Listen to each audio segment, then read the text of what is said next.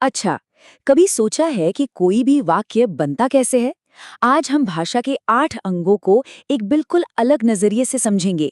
एक movie crew की तरह, जहां हर शब्द का अपना एक खास रोल होता है। तो फिर चलिए, लाइट्स कैमरा एक्शन। तो मतलब ये है कि हर शब्द का एक तय काम होता है। जैसे एक बढ़िया मूवी क्रू में कैमरामैन अपना काम करता है और साउंड इंजीनियर अपना। कोई किसी के काम में दखल नहीं देता। बिल्कुल वैसे ही एक वाक्य में हर शब्द का अपना एक साफ साफ काम होता है। और यही मजेदार आइडिया आज हमारा गाइड बनने वाला है। हर वाक्य एक छोटी सी मूवी है और भाषा के ये 8 अंग हमारी उस मूवी के क्रू मेंबर्स हैं। तो चलो मिलते हैं इस क्रू से और देखते हैं कि कौन क्या करता है। तो भाई सबसे पहले मिलते हैं हमारी मूवी के सबसे जरूरी लोगों से, मतलब जिनके बिना तो कहानी आगे बढ़ ही नहीं सकती। ये हैं हमारे शो के असली स्टार्स। तो सबसे पहले आते हैं नाउन्स, यानी संज्ञा। ये हैं हमारी फिल्म के एक्टर्स, हमारे हीरो, हीरोइन, विलेन।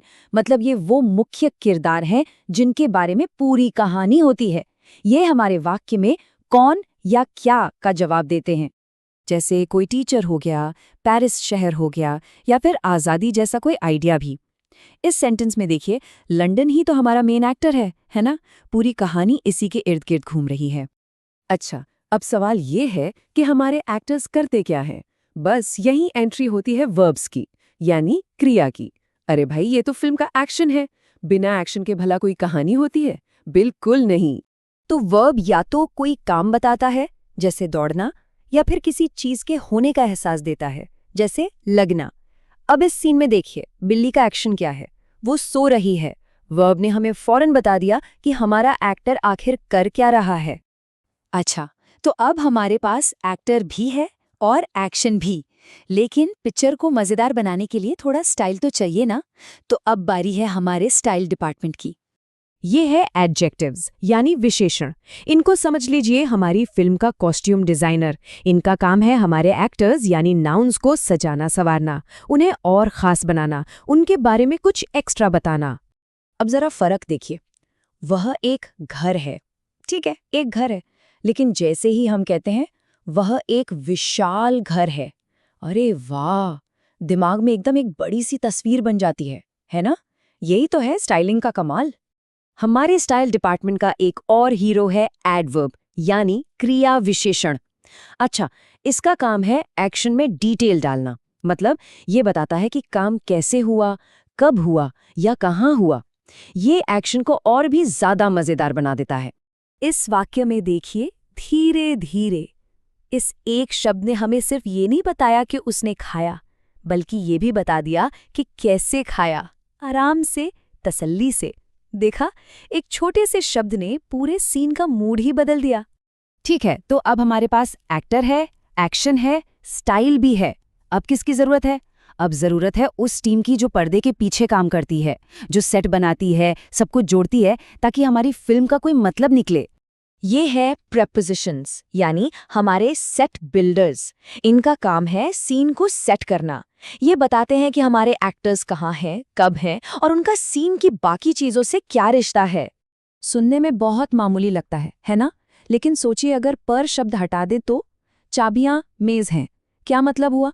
चाबियां मेज के नीचे हैं या बगल में या अंदर, पता ही नहीं चलता। तो प्रेपोजिशंस ही इन रिश्तों को एकदम साफ कर देते हैं।